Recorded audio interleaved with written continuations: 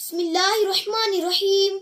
अस्सलातु वस्सलामु अलैका या रसूलल्लाह व अला आलिका व अस्हाबिका या सय्यदी या हबीबल्लाह।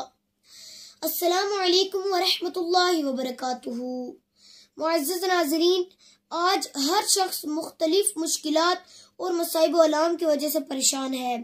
बाज़ अफराद की सोच है कि उनके साथ मसाइल और बुरे हालात की वजह नजर बद है।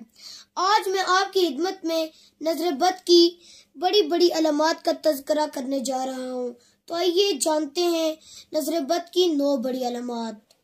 नंबर 1, चलते हुए कारोबार का बर्बाद हो जाना। नंबर 2, घर में रोजाना लड़ाई झगड़े होना। नंबर 3, सर में अक्सर दर्द रहना। नंबर 4, बगैर किसी वजह के रोना आते रहना। नंबर 5, हर वक्त सुस्ती और काहिली रहना, काम करने की ताकत ना रहना। नंबर 6, पूरे जिस्म में हरारत महसूस होना। नंबर 7, सोने में घुटन महसूस करना। नंबर 8, जिस्म में कमजोरी पैदा हो जाना। नंबर 9, अक्सर शदीद बुखार रहना।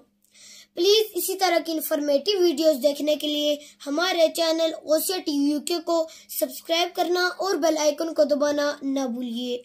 व आखिर दावाना अनिल हम्दुलिल्लाहि रब्बिल आलमीन।